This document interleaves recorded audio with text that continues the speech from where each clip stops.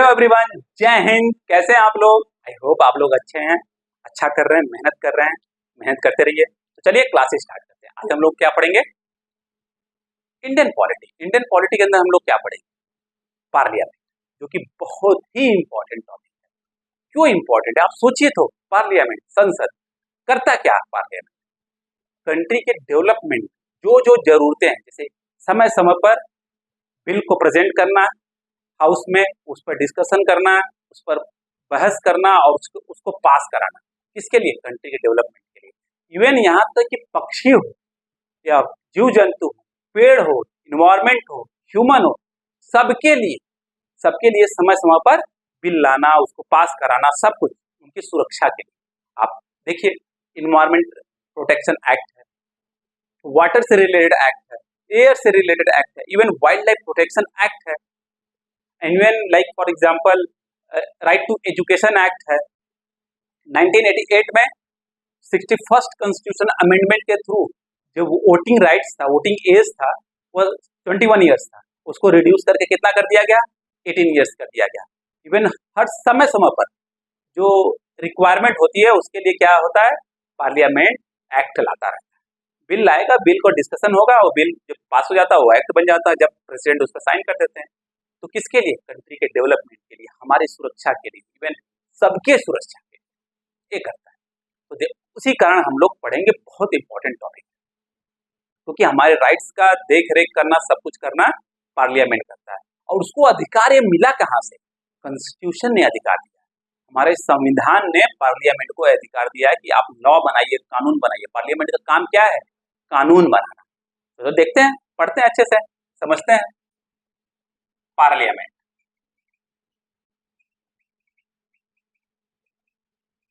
Okay, ये है क्या? ये यूनियन गवर्नमेंट का लेजिस्लेटिव ऑर्गन है।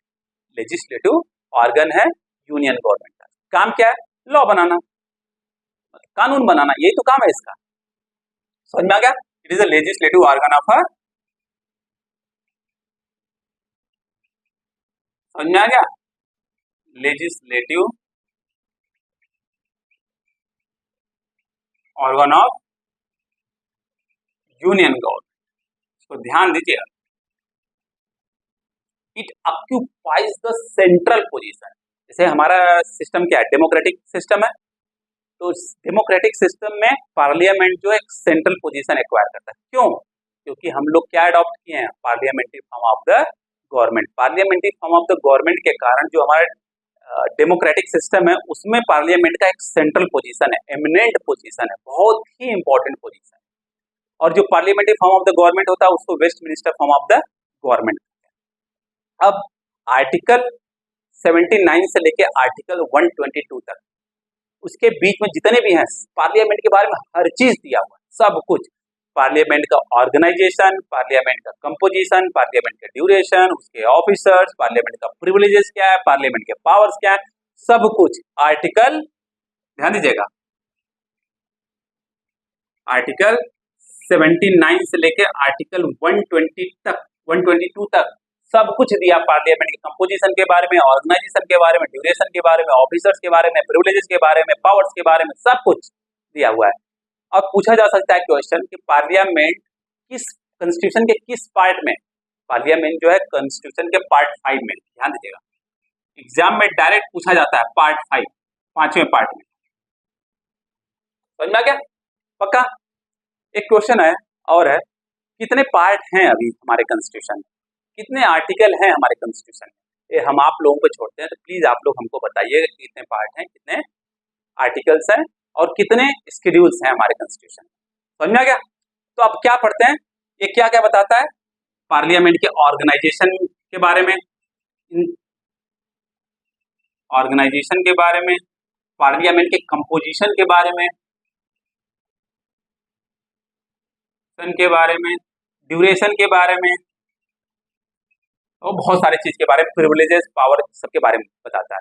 तो अब हम लोग पढ़ते हैं कि पार्लियामेंट का ऑर्गेनाइजेशन ऑफ पार्लियामेंट के बारे में अच्छे से पढ़ते हैं डिटेल में। ओके, तो organisation of parliament, organisation of parliament बहुत इंपॉर्टेंट है, ध्यान दीजिएगा।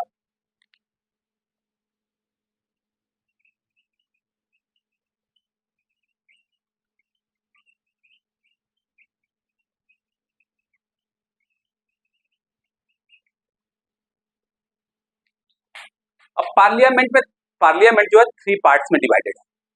पहला पार्ट प्रेसिडेंट हो गया, दूसरा पार्ट काउंसिल ऑफ स्टेट्स हो गया, तीसरा पार्ट जो हाउस ऑफ पीपल हो गया। ध्यान दीजिएगा 3 पार्ट्स में डिवाइडेड है। पहला क्या हो गया प्रेसिडेंट, 3 पार्ट्स में, 3 पार्ट्स में डिवाइडेड। पहला क्या हो गया प्रेसिडेंट, दूसरा क्या हो गया काउंसिल ऑफ स्टेट्स,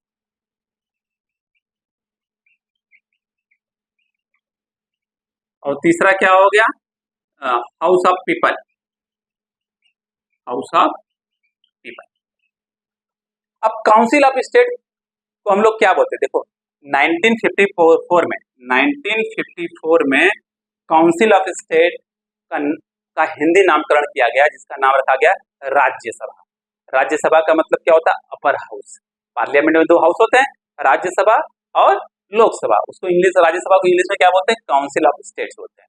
1954 में इसका हिंदी नामकरण किया गया राज्यसभा। ध्यान दीजिएगा 1954 में राज्यसभा। ठीक उसी तरीके से जो हाउस ऑफ पीपल था उसका नाम क्या हो गया लोकसभा। राज्यसभा क्या होता है अपर हाउस होता है, अपर हाउस, और ये क्या होता है लोअर हाउस। अब समझते हैं राज्यसभा। राज्यसभा क्या है representative of states and union territory. जो स्टेट्स, राज्यसभा किसको रिप्रेजेंट करता है, राज्यसभा स्टेट्स को और यूनियन टेरिटरी को रिप्रेजेंट करता है। अब क्या होता है जब हम राज्यसभा का कंपोजिशन पढ़ेंगे तो समझेंगे एक एक करके। अब लोकसभा क्या होता है, लोकसभा जो पीपल्स है कंट्री के अंदर उनको रिप्रेजेंट करता है लोकसभा। अब इसमें प्रेसिडेंट का काम क्या है, मान लीजिए कोई लॉ लाया गया, कोई बिल लाया गया पार्लियामेंट के अंदर, और बिल पर डिस्कशन हुआ लोकसभा में, फिर उसके बाद राज्यसभा में। लोकसभा से भी बिल पास हो गया और राज्यसभा से भी बिल पास हो गया। अभी तक वो लॉ नहीं बना है, अभी तक वो एक्ट नहीं बना, अभी तक वो कानून नहीं बना है।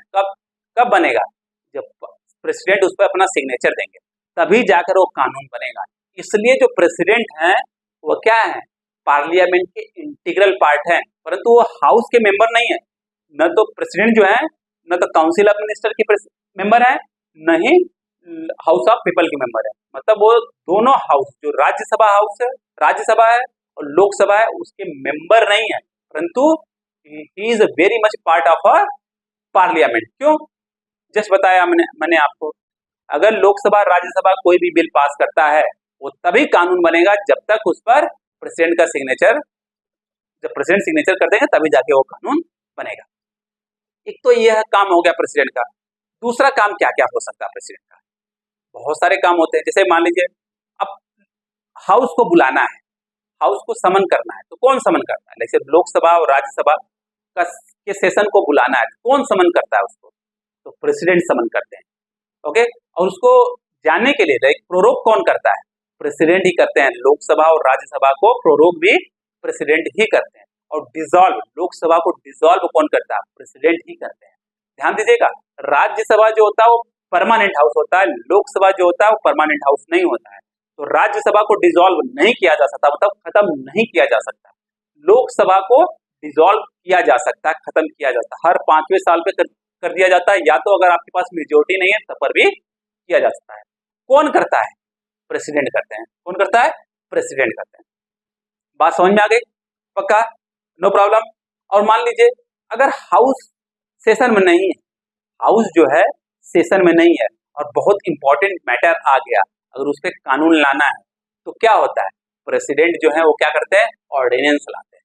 अगर दोनों जो हाउस है वो साथ सेशन में नहीं है, लोकसभा और राज्यसभा सेशन में नहीं है, बहुत इंपॉर्टेंट मैटर आ गया, उस पर कानून लाना है, तो कौन लाएगा, ऑर्डिनेंस के थ्रू प्रेसिडेंट ही उस कानून को लाएंगे। हाँ, जब फिर अगर नेक्स्ट जब सेशन होगा तो विद इन 6 मंथ, ओके, जैसे ही होगा विद इन 6 मंथ उस ऑर्डिनेंस को मंजूरी मिलनी चाहिए लोकसभा और राज्यसभा पे, तभी जाके वह फर्दर आगे बढ़ सकता है। जैसे सेशन हुआ, अब सेशन स्टार्ट होने से 6 वीक के अंदर ही मंजूरी मिलनी चाहिए।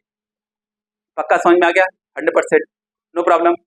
और जो आप देखते होंगे जब भी नया सेशन आता है तो हर नए सेशन को एड्रेस करने का काम किसका है, प्रेसिडेंट का। और प्रेसिडेंट क्या कहते हैं उसमें, जो गवर्नमेंट ने काम कर लिया है पिछले साल और क्या उसके गोल हैं, क्या एम है आने वाले साल में, उसके सबको इसी मतलब इन सब के बारे में दोनों हाउस को बताने का काम किसका है?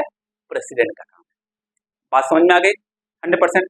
अब एक क्वेश्चन आता है, जो हमारा पार्लियामेंट्री फॉर्म ऑफ गवर्नमेंट है वो कहाँ से अडॉप्ट किया गया है? तो जो अडॉप्टेशन है पार्लियामेंट्री फॉर्म ऑफ गवर्नमेंट का, वह ब्रिटिश पार्लियामेंट से अडॉप्ट किया गया है। अगर आप ब्रिटिश पार्लियामेंट में देखें तो भी 3 पार्ट में डिवाइडेड है। ओके, क्राउन हो गया, जो किंग और क्वीन हो सकते हैं। क्वीन एलिजाबेथ कुछ समय तक थी, अब उनके पुत्र जो है प्रिंस चार्ल्स है, जो कि क्या है? क्राउन। फिर उसके बाद क्या होता है? हाउस ऑफ लॉर्ड्स होते हैं, हाउस ऑफ लॉर्ड जो कि अपर हाउस होता है ब्रिटिश पार्लियामेंट का। हाउस ऑफ कॉमन्स होता है जो कि लोअर हाउस होता है ब्रिटिश पार्लियामेंट का। इसी पर आधारित हमारा जो parliamentary form of the government है, क्राउन की जगह पर प्रेसिडेंट है, हाउस ऑफ लॉर्ड्स की जगह पे काउंसिल ऑफ स्टेट्स है, और हाउस ऑफ कॉमन की जगह पे कौन है? हाउस ऑफ पीपल, जिसको हम लोग लोकसभा बोलते हैं। और ये टोटली डिफरेंट है हमारे जो American presidential form of the government है, presidential form of the government वो उससे डिफरेंट है।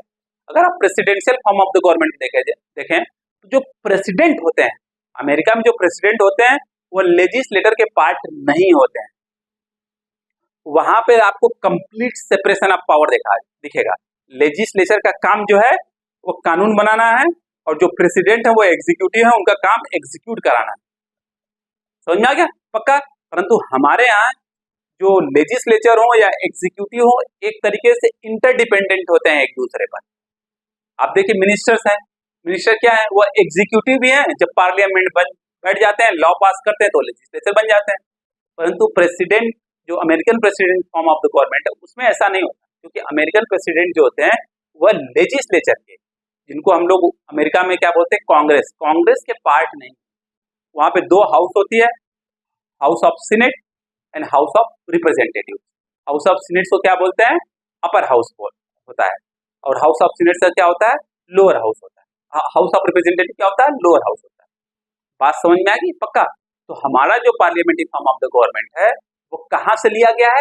वह ब्रिटेन से लिया गया, ब्रिटेन के parliamentary form of the government से लिया गया। समझ में आ गया? पक्का? तो आपको ऑर्गेनाइजेशन समझ में आ गया। ओके, ऑर्गेनाइजेशन में जो पार्लियामेंट्री जो ऑर्गेनाइजेशन है पार्लियामेंट का, वो 3 पार्ट में डिवाइडेड है। प्रेसिडेंट है, काउंसिल ऑफ स्टेट है, और हाउस ऑफ पीपल है। काउंसिल ऑफ स्टेट को राज्यसभा बोलते हैं, जिसका मतलब अपर हाउस है। हाउस ऑफ पीपल को लोकसभा बोलते हैं, जिसका मतलब लोअर हाउस है। और एक कब हुआ था? जो हिंदी में नाम दिया गया था 1954 में दिया गया था। समझ में आ गया? अब पढ़ते हैं composition of house. Composition of house, हमारे पार्लियामेंट में कितने हाउस? 2 हाउस है। कौन कौन से? Upper house and lower house, means council of state and house of people, मतलब राज्यसभा और लोकसभा। अब क्या पढ़ते हैं? कंपोजिशन।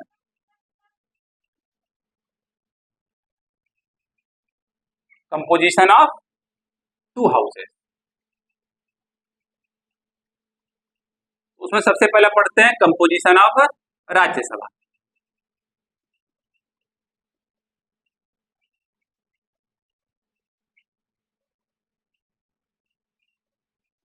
राज्यसभा समझ में आ गया? पक्का? कोई प्रॉब्लम नहीं है। अब पढ़ते हैं कंपोजिशन ऑफ राज्यसभा। राज्यसभा में कितने मेंबर हैं? ओके, राज्यसभा में कितने मेंबर हैं? आप लोगों को पता ही है 250 मेंबर्स हैं। 250 मेंबर। इसमें कुछ इलेक्टेड होते हैं, कुछ नॉमिनेटेड होते हैं। कितने इलेक्टेड होते हैं? 238। 238 मेंबर जो होते हैं वो क्या होते हैं? इलेक्टेड मेंबर्स होते हैं। इलेक्टेड मेंबर्स होते हैं। और जो 12 है, अब मतलब 250 माइनस 238, 12 बचे, नॉमिनेटेड मेंबर हो गए। नॉमिनेटेड मेंबर हो गए। बट प्रेजेंट टाइम में कितने मेंबर हैं राज्यसभा में? 245। प्रेजेंटली जो है कितने मेंबर हैं? प्रेजेंट जो है 245 मेंबर्स है टोटल। आउट ऑफ दैट 233 जो है वो इलेक्टेड है, और 12 जो है नॉमिनेटेड है। नॉमिनेटेड मेंबर्स हैं। This is the composition of a Rajya Sabha.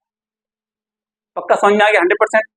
अब राज्यसभा में जो सीट्स हैं, ये जो 238 है इलेक्टेड, वो कहाँ से आते हैं उसके बारे में देख लेते हैं। वो कहाँ से आएंगे, कहीं से तो आएंगे। देखते क्या है, तो नोट डाउन कर लीजिए वाला part. Representation of states in the Rajya Sabha. अब यह फर्दर 3 पार्ट में डिवाइड हो गया। रिप्रेजेंटेशन ऑफ स्टेट्स,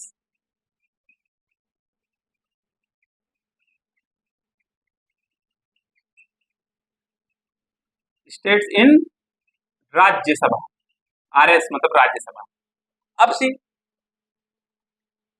अब होता कैसे, देखिए इनका भी इलेक्शन होता है, क्योंकि 230 अभी 233 मेंबर्स जो हैं उनका इलेक्शन होता है, परंतु इलेक्शन जो होता है वो इनडायरेक्ट होता है। करता कौन है, जो इलेक्टेड मेंबर्स होते हैं स्टेट लेजिस्लेटिव असेंबली के। स्टेट लेजिस्लेटिव असेंबली होती है जिसको हम लोग विधानसभा बोलते हैं। राज्य का जो विधानसभा होता है उसमें जो इलेक्टेड मेंबर होते हैं वही क्या करते हैं, जो राज्यसभा के मेंबर हैं स्टेट के, उनको इलेक्ट करते हैं। ध्यान दीजिएगा, okay. Elected member of a state legislative assembly. हम लोग हर 5 साल पे विधानसभा का चुनाव होता है, तो उसमें क्या करते हैं, विधायक को चुनते हैं। तो वही जो विधायक जो चुने गए होते हैं वही चुनते हैं किसको, राज्यसभा के मेंबर को। इसको ध्यान दीजिएगा।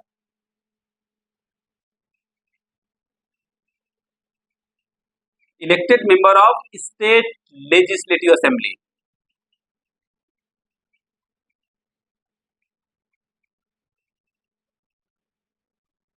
समझ में आ गया पक्का।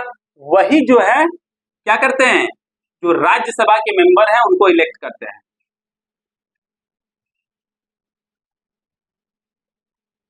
Elect Rajya Sabha member.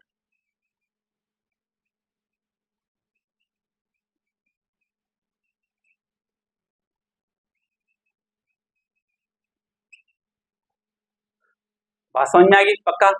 अब आता है दूसरा, रिप्रेजेंटेशन ऑफ। अब सी, इसको ध्यान दीजिएगा, यह इनडायरेक्ट इलेक्शन होता है।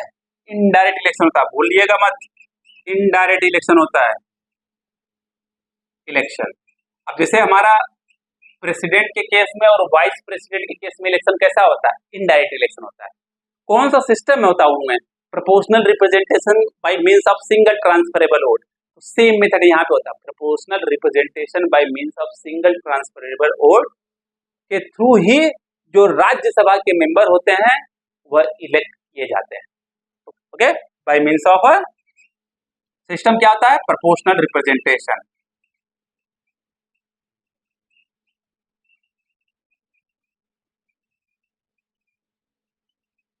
बाय मींस ऑफ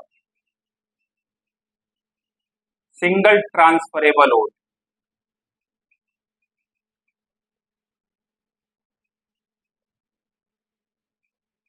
बात समझ में आ गई। यही सिस्टम अडॉप्ट किया गया है राज्यसभा में, यही सिस्टम अडॉप्ट किया गया प्रेसिडेंट के लिए, यही सिस्टम अडॉप्ट किया गया वाइस प्रेसिडेंट के लिए, और इनडायरेक्ट इलेक्शन होता है तीनों के लिए। पक्का समझ में आ गया। अब दूसरा है representation of union territory in the Rajya Sabha. इसको नोट डाउन कर लीजिए, representation of union territory in Rajya Sabha.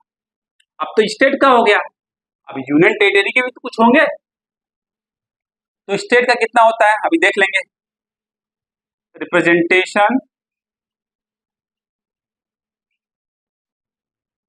Of union territory, UT, union territory in Rajya Sabha. Rajya Sabha, अब देखिए कॉन्स्टिट्यूशन ने तो पार्लियामेंट को अधिकार दिया है कि आप जैसे चाहे तो ऐसे आप करते रहिए। तो इसमें भी क्या किया गया, proportional representation by means of single transferable vote का सिस्टम अडॉप्ट किया गया है। और यहाँ पर भी जो यूनियन टेरिटरी है, जैसे पुडुचेरी है, दिल्ली है और हमारा जम्मू एंड कश्मीर है, वहां से क्या होता है, जो वहां के स्टेट लेजिस्लेटिव असेंबली के मेंबर हैं, जो इलेक्टेड मेंबर, वह क्या करते हैं, इलेक्ट करते हैं मेंबर और राज्यसभा। समझ में आ गया। कितने मेंबर इलेक्ट होता है, जैसे पुडुचेरी से कितने होते हैं, 1, और दिल्ली से कितने होते हैं, 3, और जम्मू एंड कश्मीर से कितने होते हैं, 4। टोटल 8 मेंबर्स जो हैं वह यूनियन टेरिटरी से आते हैं, कहाँ, राज्यसभा। समझ में आ गया। और टोटल अभी कितने मेंबर है, 245। समझ में आ गया। 245 में कितने नॉमिनेटेड है, 12 बचे कितने 233। 233 में से 8 जो है यूनियन टेरिटरी से आ गए, तो कितने आएंगे स्टेट से 225। 2019 से पहले कितने थे, केवल यूनियन टेरिटरी से 4 आते थे, क्योंकि तब जम्मू एंड कश्मीर जो था यूनियन टेरिटरी नहीं था, तब स्टेट। बात समझ में आ गई, no problem. Representation of nominated member, मतलब नॉमिनेटेड मेंबर कर दो, nominated members in Rajya Sabha, nominated members in Rajya Sabha. कौन नॉमिनेट करता है, टोटल कितने होते हैं 12 मेंबर नॉमिनेटेड होते हैं। 12 मेंबर जो होते हैं वो नॉमिनेटेड होते हैं। नॉमिनेट कौन करता है, प्रेसिडेंट करेगा। प्रेसिडेंट जो होते हैं वो क्या करते हैं, राज्यसभा के जो 12 मेंबर्स हैं, जो नॉमिनेटेड मेंबर्स हैं, उनको नॉमिनेट करते हैं। अब ऐसे तो किसी को नॉमिनेट नहीं कर देंगे, कुछ तो उनके अंदर कुछ क्वालिटी होनी चाहिए, हाँ होनी चाहिए, वो कुछ फील्ड से रिलेटेड होने चाहिए, जैसे आर्ट हो गया, लिटरेचर हो गया, साइंस हो गया, सोशल साइंस हो गया, आजकल तो स्पोर्ट्स भी आ गया। अगर आजकल तो स्पोर्ट्स भी देखिए वो भी आ गया है, समझ में आ गया पक्का। तो 4 फील्ड्स मेन है, आर्ट, आर्ट से, लिटरेचर से, साइंस फील्ड से एंड सोशल साइंस से। जो एमिनेंट पर्सनालिटीज होते हैं इन फील्ड से रिलेटेड, उनको ही क्या करते हैं, जो प्रेसिडेंट है वो नॉमिनेट करते हैं। कितने नॉमिनेट कर सकते हैं, 12 मेंबर्स को नॉमिनेट कर सकते हैं। पक्का समझ में आ गया 100%, नो प्रॉब्लम। तो नेक्स्ट करते हैं कंपोजिशन ऑफ लोकसभा, बहुत इंपॉर्टेंट, इसको नोट डाउन कर लीजिएगा। कंपोजिशन ऑफ लोकसभा, पार्लियामेंट हमारे लिए बहुत ज्यादा इंपॉर्टेंट। अभी हमने बताया ना, सबके लिए लॉ पास करता है, सबके सुरक्षा की गारंटी करता है। उसको अधिकार कौन दिया है, कॉन्स्टिट्यूशन ने दिया, संविधान ने दिया। अब संविधान एक बार बन गया, समय समय पर रिक्वायरमेंट चेंज होते रहते हैं, तो किसके पास पावर होना चाहिए, पार्लियामेंट के पावर होना चाहिए। कौन दिया, कॉन्स्टिट्यूशन ने दिया। अब ऐसा थोड़ी कि एक बार कॉन्स्टिट्यूशन में जो लिख दिया गया वो हमेशा सही रहेगा, समय के साथ सबके रिक्वायरमेंट्स चेंज होते हैं, इसलिए वो पावर जो है पार्लियामेंट को दिया गया कि आप लॉ ला सकते हैं, आप इवन कॉन्स्टिट्यूशन में कुछ बदलाव कर सकते हैं, कॉन्स्टिट्यूशनल अमेंडमेंट एक्ट के थ्रू अंडर आर्टिकल 368 कि आप कॉन्स्टिट्यूशन के अंदर बदलाव कर सकते हैं। कंपोजिशन ऑफ लोकसभा, अब लोकसभा कंपोजिशन क्या क्या है उसको देखते हैं। सबसे पहली बात, लोकसभा में टोटल कितने मेंबर हैं, 2020 से पहले 552 मेंबर्स थे, परंतु 2020 में देखिए 552 मेंबर्स थे, तो थोड़ा ध्यान दीजिएगा, 552 मेंबर्स थे, जिसमें क्या था, जो 550 हैं वो इलेक्टेड मेंबर्स हुआ करते थे, इलेक्टेड मेंबर्स, इलेक्टेड मेंबर्स। और जो 2 मेंबर हुआ करते थे वो नॉमिनेटेड मेंबर हुआ करते थे from Anglo Indian community. Anglo Indian community, जब ब्रिटिशर्स हमारे यहाँ राज कर गए, उसके बाद चले गए, तो कुछ लोग थे जो ब्रिटेन के थे, वह इंडिया में रहते थे, उनके रिप्रेजेंटेशन के लिए, उनके ख्याल के लिए, उनकी सुरक्षा के लिए 2 लोग को रिप्रेजेंट मतलब नॉमिनेट कर दिया जाता था लोकसभा में, कि उनके बारे में वो डिस्कस कर सके, बात कर सके। परंतु 1960 से पहले उसको खत्म करना था, परंतु किया नहीं गया, और 2020 में उसको अबॉलिश कर दिया गया, क्योंकि जो एंग्लो इंडियन मेंबर हैं वो बहुत कम है, बहुत कम है। Okay, 2 nominated members. अब कितने हो गए हैं ध्यान दीजिएगा, 550 + 2, अब 2 तो गायब हो गए, 2 तो गायब हो गए। अब टोटल मेंबर कितने हैं लोकसभा में, मैक्सिमम कितने होने चाहिए, इतने मेंबर्स होने चाहिए, बट प्रेजेंटली कितने हैं, कितने का इलेक्शन चुनाव होता है, 543 का, 543 मेंबर का क्या होता है, चुनाव होता है, इलेक्शन होता है। अभी हुआ 4 जून को रिजल्ट आया, आखिरी जो चुनाव था वो कब था, 1 जून 2024 का 4 जून को रिजल्ट आया, और उसमें से 543 इलेक्ट हुए। पक्का समझ में आ गया, नो प्रॉब्लम। अब कैसे कैसे होता है देखते हैं, रिप्रेजेंटेशन ऑफ स्टेट होगा, रिप्रेजेंटेशन ऑफ यूनियन टेरिटरी होगा। अब तो नॉमिनेटेड मेंबर गायब हो गए, उसको छोड़ देते हैं, समझ आ गया, देखते हैं। बहुत इंपॉर्टेंट है, ध्यान दीजिएगा। कोई भी एग्जाम दीजिए, हर एग्जाम में क्वेश्चन तो आपसे पूछा ही जाएगा। फिर से मैं पूछता हूँ क्वेश्चन, जो पार्लियामेंट है कॉन्स्टिट्यूशन के किस पार्ट में है, आप बताइएगा। हमको कमेंट करके बताएंगे तो हमको लगेगा हाँ आप लोग अच्छे से सुन रहे हैं। कंपोजिशन, रिप्रेजेंटेशन ऑफ अ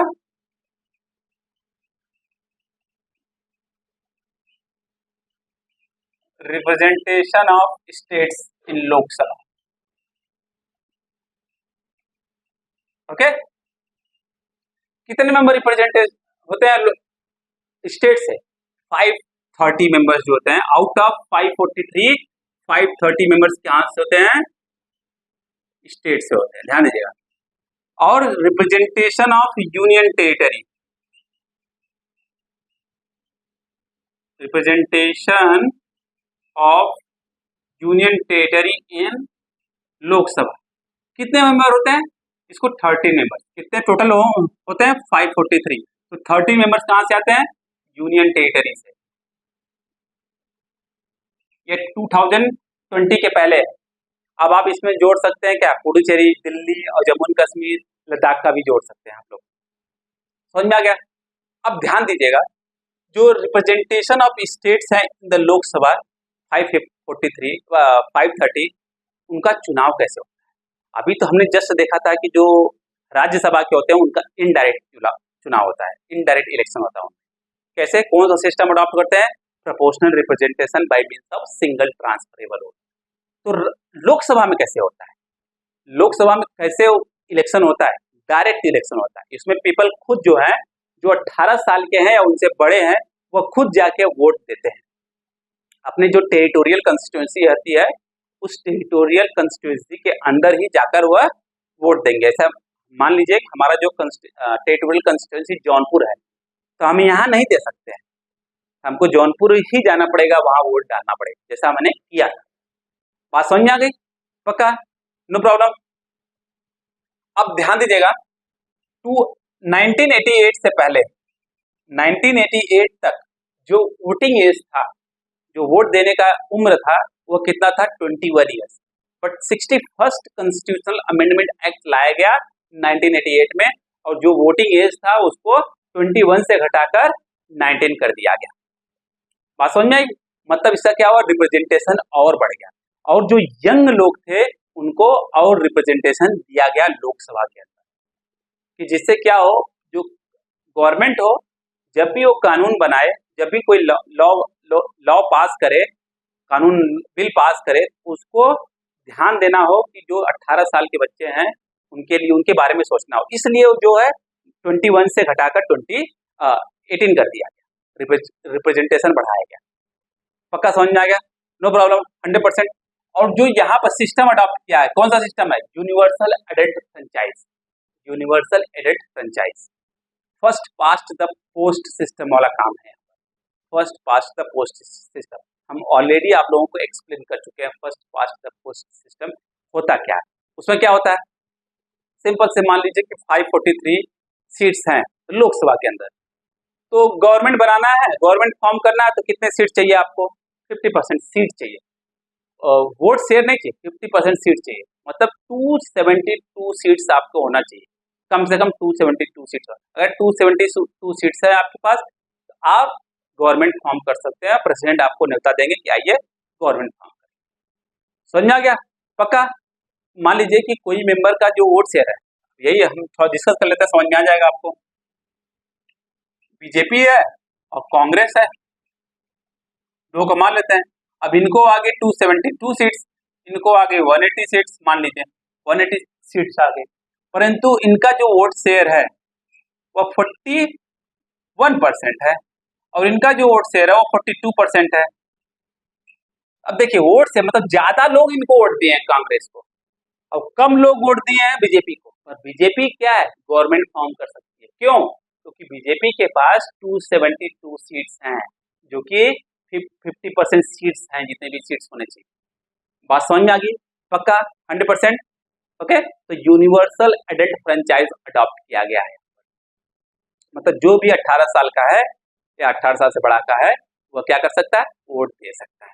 पक्का समझ में आ गया? 100%, नो प्रॉब्लम। तो बहुत इंपॉर्टेंट है, इसको आप लोग देख लीजिएगा। आज के लिए बस इतना ही। नेक्स्ट क्लास में हम लोग देखेंगे जो टेरिटोरियल कंस्टिट्यूएंसी है, किस तरीके से जो हर स्टेट में सीट्स डिवाइडेड है और स्टेट्स के अंदर डिस्ट्रिक्ट्स में जो सीट्स डिवाइडेड है उनको सबको डिटेल में देखेंगे, जो कि बहुत इंपॉर्टेंट है हमारे एग्जाम्स के लिए। तो आज के लिए बस इतना ही।